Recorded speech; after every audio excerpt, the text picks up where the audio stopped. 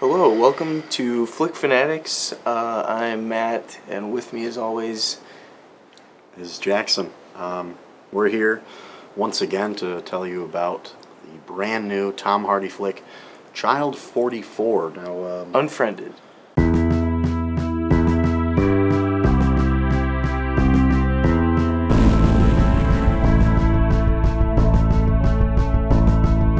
Skype is a big deal in Soviet Russia, apparently. According to IMDb, the synopsis is: a disgraced member of the military police investigates a series of nasty child murders during the Stalin-era Soviet Union. Poignant, to the point, kinda. That's like the driving force behind the movie. There's more, though. Yeah, it's a complex thing. Right off the bat, I want to make the point that this film is a little jumbled. It's not traditional, like, in any sense of the word. It's weird, the edits are strange, the pacing is really, really odd. It goes from 0 to 60 to 0, and then 0 for like a long time, and then it picks back up, and then it stops again. In Ferris Bueller's Day Off, when the principal of the school is running down the hall, he's running, he walks past, he's starting to run past the door, and he just stops and keeps walking. It's kind of like that. He starts running. The movie is running, and then it's stopping. But it's stopping for a while, and then it just picks up again. But those stops aren't a bad thing. I wouldn't say they're a bad thing. I don't think the movie needed to be as long as it was. Oh, God, no.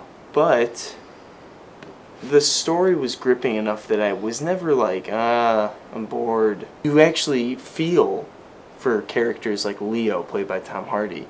You hate other characters, played by Joel Kinnaman. They do a really good job of surprising the audience. Yeah. And they also do a really good job of, like, with those surprises, they are, like, benefiting the story moving forward. It's pretty sequential. It's pretty, it's quick setup. A series of nasty child murders. So it's about that. That's the driving force behind the movie. And then the elements that came from him and the orphanage, him and the Red Army, that added to that. My favorite scene in the film is a train scene, and once you're at that, I think you'll understand why I liked it so much. It was just done really well. Mm-hmm. It's a fast-paced scene to really kind of immerse the audience into it. Yeah, like it makes the audience feel like they were on that train when this happened. Honestly, yeah. Because of the way there's cuts and the camera's moving in a certain way, it all happens so fast. Things get in the way of the camera. I think the movie does an incredibly good job at kind of throwing you into the time. The way it was structured, the way it was paced, all this stuff, it confused you, it threw you off, all this stuff. And that, I don't know if this was intentional or not, but it really fit the time. Like, the paranoia and the fear in Soviet-era Russia under Stalin was real. You said the wrong thing. You looked at the person the wrong way. You were either killed or you were taken away. Yeah. Yeah.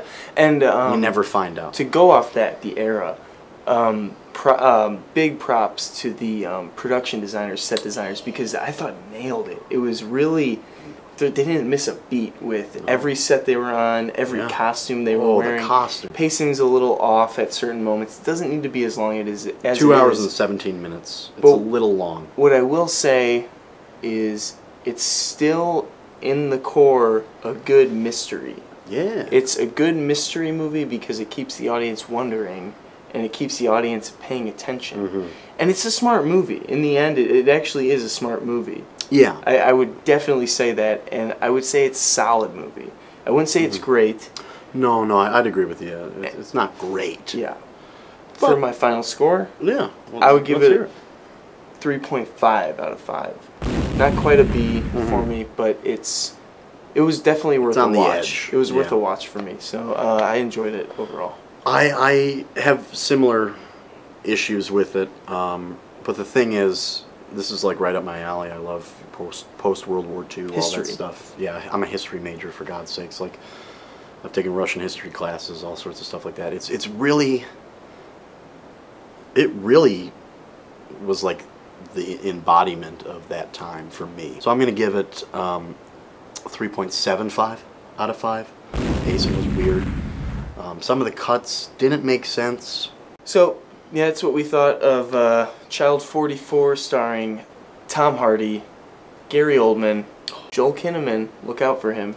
I was very impressed by him again. Jason Clarke has a small effective part, as I like to say. See the serious mystery thriller rather than Paul Blart 2 or Unfriended. Like, I would definitely take the risk and say, I think I might have a better experience seeing that movie rather than something you probably already have experienced. Yeah, you've seen Paul Blart 1, of course. I mean, who hasn't?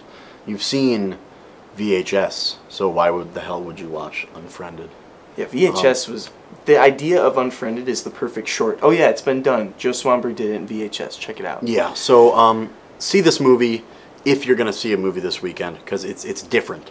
Be on the lookout, ladies and gentlemen. It's either Adult Beginners or The Water Diviner. Thank you so much for watching. You stuck with us. If you have the time, comment.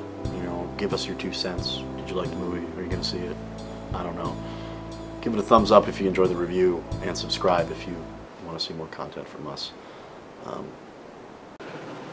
Thank you. Thank you.